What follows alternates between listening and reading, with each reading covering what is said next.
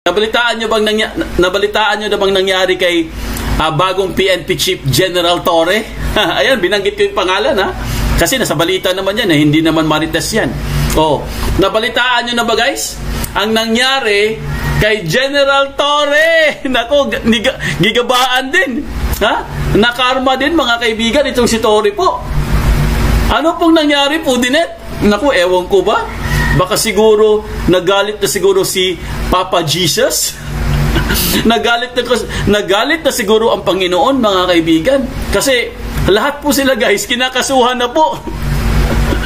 At eto namang si Torre, mga kaibigan, napakamalas dahil naglabas na po ng desisyon ang Court of Appeals. Naku, mataas din to, guys. Ang Court of Appeals po, para ding Supreme Court yan. Ano pong nangyari sa kanya? Kay General Torre sa Court of Appeals? Ayun, guilty. Yes! Kawawa naman si Torre. General, pa-boxing-boxing ka pa, ha? Ito naman ngayon, ha? Pagkatapos siyang purihin, pagkatapos siyang palakpakan, at ginawa siyang clown sa SONA, ito naman ang kapalit. Ha? Ito naman ang kapalit, mga kaibigan. May pananagutan po siya sa Court of Appeals. Nako! Bukang guilty! Sabi na nga ba eh?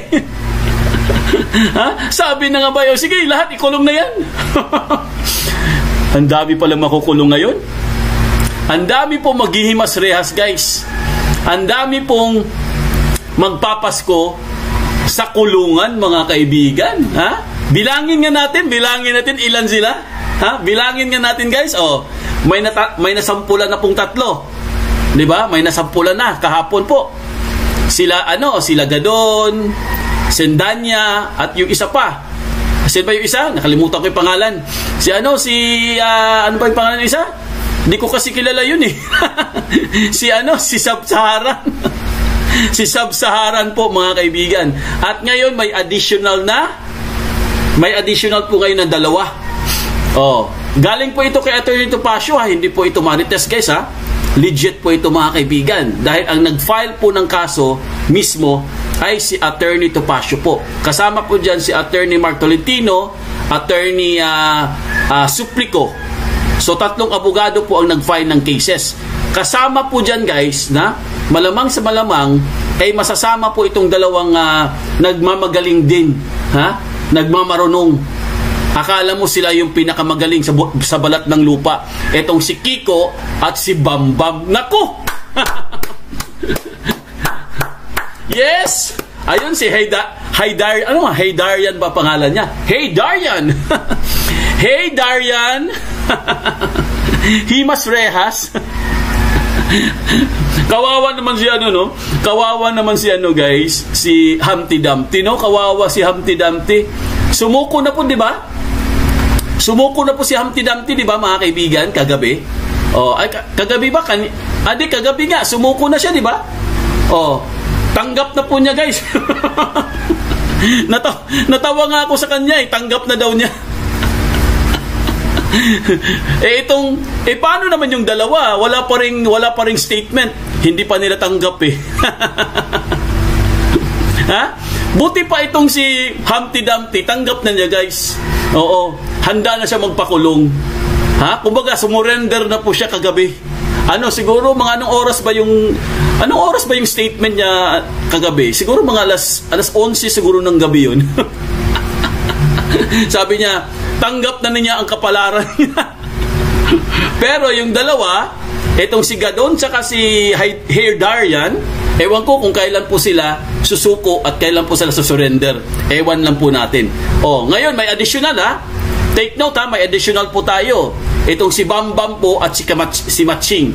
Abangan po natin yan, guys, kung ano po ang kanilang magiging reaction dito sa sinabi po ni Atty. Topacio. Kasi totoo naman talaga yun. Pwede naman talaga silang makulong or pwede silang makontempt kasi subjudice tsaka yung comment po nila sa Supreme Court po, mga kaibigan. Alam nyo bakit, guys? Dahil abogado po si Kiko. Abogado po siya, guys. Hindi niya dapat sinabi yun. At itong si Bob naman, kumbaga si Kiko tsaka si Bob mga kaibigan, senador na po sila guys eh. Newly elect sila eh, newly elect senator eh. Dapat hindi na po sila nagsasalita. Hinayaan na lang po nilang Supreme Court. Pero anong sinabi? Anong sinabi po ni Matching? Kinapon daw ng Supreme Court. At ito, ang tawag daw dito ay overreach. Oh, ayan. Buti nga sa inyo.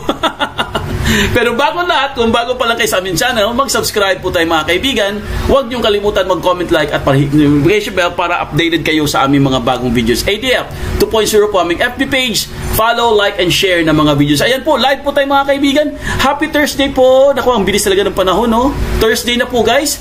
Bukas po, Friday na naman. Thank God it's Friday. Ang bilis talaga ng panahon. Grabe.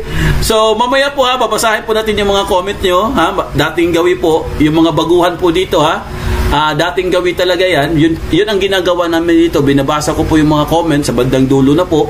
Kaya ang advice ko po sa inyo guys, lalo na yung mga bagong dating dyan, mag-comment kayo at magtanong para mabasa po natin.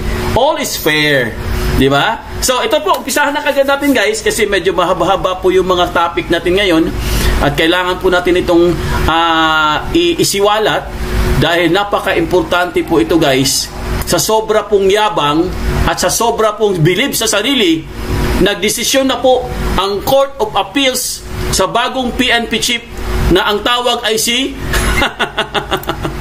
ang tawag ay si ito na, ipakita ko na nga. Ayan po mga kaibigan ayan ha. Saya now, iyak later. Ito na po mga kaibigan, lakihan nga natin para makita naman yung mukha niya. Ayan ayan, saya now, ha? Saya now, iyak later. Ano pong nangyari sa kanya mga kaibigan? Ha? Ano pong nangyari dito kay Diwata? Bakit siya nagkaaganito guys? Ito pa yung sinasabi nila na ang gaba di magsaba. So basahin po natin kung ano pong nangyari dito kay Diwata, no? Kasi nung isang araw lang mga kaibigan, tuwang-tuwa po siya, ang saya-saya po niya dahil natupad po ang kanyang walang kwentang boxing match daw. Niloloko lang niya yung mga sarili nila at naka-raise po sila ng milyon-milyon para pangtulong daw sa nasalanta ng bagyo. Okay naman yun, at least nakatulong sila. Binigay daw niya sa DSWD in donation. Pero mga kaibigan, pagkatapos po ng kanyang saya-saya guys, bigla pong sumabog itong balita. Biglang sumabog itong balita mga kaibigan. Ano pong nangyari dito kay Torre? Ayan Court of Appeal flag story, other cops laxity in Bicol activist case. Dako, meron pala siyang kaso sa Bicol. So ano pong nangyari dito mga kaibigan? Ang nakalagay po dito sa Inquirer.net, the Court of Appeals has found PNP Chief General Nicolas Torre III and 4 other police officers responsible and accountable for the disappearance of Bicol activist Felix Salaveria Jr. Dako, meron palang nawawala mga kaibigan. At sangkot po dito si General. Nako, kaya pala ang saya-saya mo nung isang araw ngayon, paano yan? Mahilig talaga sila sa kidnapping. Ang hilig-hilig talaga nila sa mga illegal detention. Alam nyo ba guys, meron din nagreklamo sa kanya. Kung naalala nyo guys, meron din nagreklamo po dito kay General. Yung isa pong babae yun ano din to yung sa Interpol. Illegal detention din yun mga kaibigan. Ewan ko lang kung ano pong nangyari doon sa kaso na yun. Pero ang alam ko mga kaibigan, kinasuhan din siya nung isang pasahero po, isang pasahero po mga kaibigan na galing pong abroad, international, na mukhang meron ding illegal detention na ginawa nitong si Torre. Dahil po doon sa sinasabi po nating Interpol mga kaibigan. Ang dami niyang kaso In fact, may kaso din po siya mga kaibigan, mga existing cases po, patungkol po doon sa paghuli kay former President Duterte. Ngayon guys, ito na yung sinasabi natin. Ito na yung karma. Dahil ito po, Court of Appeals na po ito mga kaibigan. Ang tanong na lang, Fudinet, paano yan? PNP chief siya. Yun lang. Yun lang po ang problema dyan. Kasi siya yung bagong PNP chief ngayon. Siyempre guys, magdadahilan po sila dito. Pero, ito po ang nakalagay sa balita. Basahin po natin mga kaibigan, no? Para po, lalo po nating maintindihan. Ipakita ko lang sa inyo yung pinaka-breaking news po ngayong araw. Dahil, hindi po sila pwedeng makawala dito, no? Hindi po sila pwedeng, sorry na lang. Hindi po pwedeng ganun. Kailangan po mga kaibigan, may managot po dito. At kailangan po makulong. Okay? Ewan ko lang kasi PNP chief po mga kaibigan, ewan ko lang kung makukulong ba yan. Ito po, pakita ko lang sa inyo yung pinaka breaking news po, no? Ayan po mga kaibigan galing po ito sa isang mainstream media. Torre kabilang sa binira ng Court of Appeals sa umano'y palpak na investigasyon sa nawawalang aktivista. So kung babasahin po natin dito guys, no? Itinuturo ng Court of Appeals or CA sina Philippine National Police PNP Chief Nicolas Torre III at 4 pang pulisya na pawang mga responsable at may pananagutan sa pagkawala ng Bicol activist na sa Felix Salaverria Jr. Batay sa 62-page ruling na inilabas ng Court of Appeals noong Hulyo 21, 2025, iginiit nito ang umano'y failure to exercise extraordinary diligence ni Nooy Criminal Investigation and Detection Group or CIDG Director Torre sa pag-iimbestiga sa nasabing kaso. So ibig sabihin guys, CIDG pa lang siya nun, yung mga panahon na yun.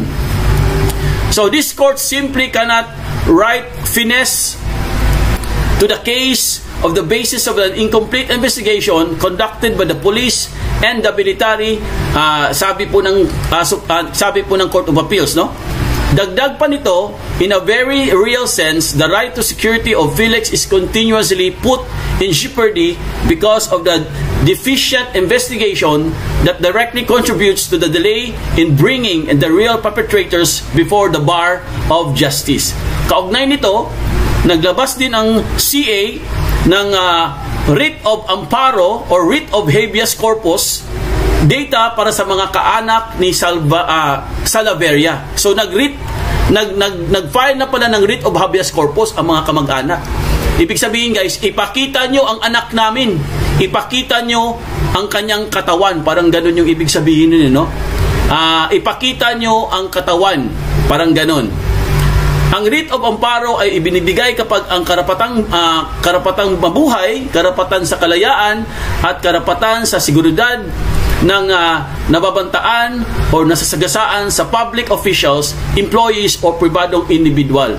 Habang ang writ of habeas corpus naman, datan ay legal remedy para sa mga individual na lalabag sa karapatan ng privacy, liberty, and security mula sa mga public officials, pribadong individual na nakakuha ng mga impormasyon laban sa kanila. Patatadaang noong August 28, 2024, nang madukot si Salaverria ng hindi pa natutukoy na grupo.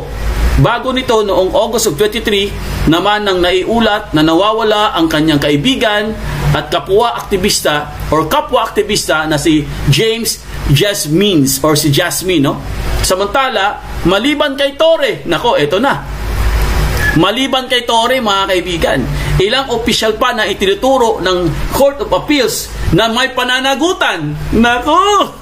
May pananagutan sa kaso ni Salaverria. Katulad ni Brigadier General Andre Perez Dizon, Regional Director of Police Regional Office 5th, at si Police Colonel Julius Anunuevo, Provincial Director of Albay Police Provincial Office, Police Colonel Ivy Castillo, Chief of the Criminal Investigation and Detection Group, Regional Field Unit 5, at Police Lieutenant Colonel Edmundo Cirillo Jr., Chief of the Tabaco City Police Station. Ang dami pala nila. Ang tataas ng mga ranggo, mga kaibigan. Nakakahiya, no? Ang tataas ng mga ranggo. Ipag-uutos na rin ng korte sa Commission on Human Rights or CHR na gumawa ng parallel investigation para sa kawala ni Salaverria. Ayan po mga kaibigan ang ating breaking news. Ibig sabihin guys, may pananagutan po dito itong si Diwata at yung mga kasama pa na matataas po ang mga ranggo, mga kaibigan. Nakakahiya naman talaga, oh. Ha? Bagong PNP chief, oh. Nakakahiya, oh. Ano ba yan? Ha? Paano yan mga kaibigan? Bagong halal. Bagong halal. Bagong appoint pala. Oh, paano yan? Ha? Paano po mga kaibigan? Ano pong gagawin sa kanya? Di ba? Opo, alam mo, may kaso na po siya. Oo. Bago pa po nagkaroon ng Kingdom of Jesus Christ, marami na po siyang kinakaharap na kaso. Ang pagkakaalam ko guys, marami na pong nakasampa sa kanya ng mga cases bago pa nagkaroon ng siege sa Davao doon sa Kingdom of Jesus Christ. Ngayon, ito na po yung sinasabi natin mga kaibigan. Hindi man tayo nakaganti doon sa Kingdom of Jesus or dito kay Pangulong Duterte, ito na yun. Ito na yung gaganti sa atin. Itong Court of Appeals. Dahil pag napatunayan po yan guys, pag napatunayan po yan, nako, sa bagay, nagdesisyon na po ang Court of Appeals eh. Kailangan na po talaga nila dito magpaliwanag, no? Kung hindi, ayaw ko kung ano pong gagawin sa kanya. Dahil siya po ang bagong PNP chief. Eh, kailangan po isuspindi na lang siya. Maghalal na lang ng bagong PNP chief. Ha? Siya pa naman yung pinuri sa SONA. Ha? Siya pa naman yung pinuri sa SONA mga kaibigan. Palakpakan pa sila guys. Ha? Ginawang ginawang katatawanan yung SONA no? Parang hindi siya naging SONA eh. Parang naging parang hindi siya naging SONA no? Parang naging sauna. Sauna bath. Ayan po mga kaibigan no? Abangan na lang po natin yan guys no? Ito po, babasahin lang po natin yung decision ha. Babasahin lang po natin yung decision guys ng Court of Appeals no, para mabigyan po kayo ng mabigyan po kayo ng idea po saka update sa nangyari dito sa kaso ni General, okay? Babasahin lang po natin guys para makumpleto po yung context natin. Asa na ba yun? Wait lang ipakita ko lang sa inyo. Ayan po, ito po yung basahin lang po natin, galing po ito sa isang mainstream media. Ang nakalagay po dito guys, the Court of Appeals has found Philippine National Police Chief General Nicolas Torre III and 4 other police officers responsible and accountable for the disappearance of Bicol activist Felix Salaverria Jr. So, ang nakalagay po dito mga kaibigan, the court ordered, okay? Basahin lang po natin yung order ha, para may idea po kayo, no?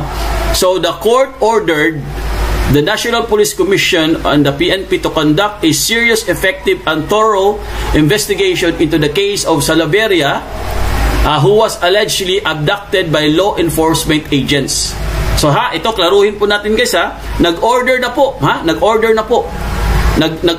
ang korte na the National Police Commission or the PNP to conduct serious, effective, and thorough investigation into the case of Salaverria. So inutusan na po nila guys na imbestigahan po itong nangyari po dito sa pagkawala na itong isang aktivista po, or ilan ba itong aktivista? 3 siguro sila.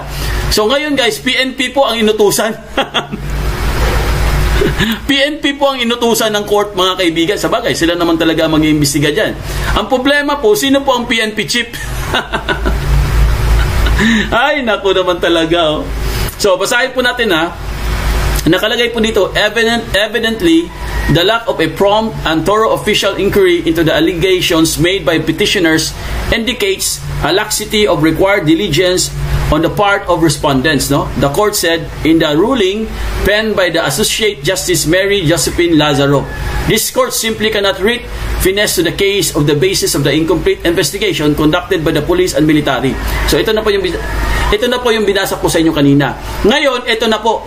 Ito na po ang ebidensya, guys. Okay? Basahin ko lang po yung ebidensya, ha. Captured on CCTV. Ayun. Captured pala on CCTV. Nakuha pala ng CCTV. Kaya pala meron silang ebidensya. So, a writ of amparo is remedy available. Kasi nga, meron palang captured by the CCTV, mga kaibigan. Yan, oh. Oh. He was, Salaverria, then age 66, was abducted in a broad daylight. Ibig sabihin, guys, he was abducted or kinidnap siya. May ano, no? Hindi gabi. Hindi po gabi, umaga. Ang tapang nito mga to, umaga. Oh. So, may remanded pala to sa commission sa Court of Appeals, no? Remanded pala ito, mga kaibigan.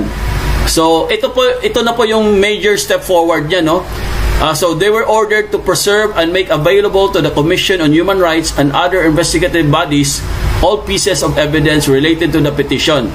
Ibig sabihin, guys, hopefully, if the respondents comply fully, this could lead to a surfacing of Felix.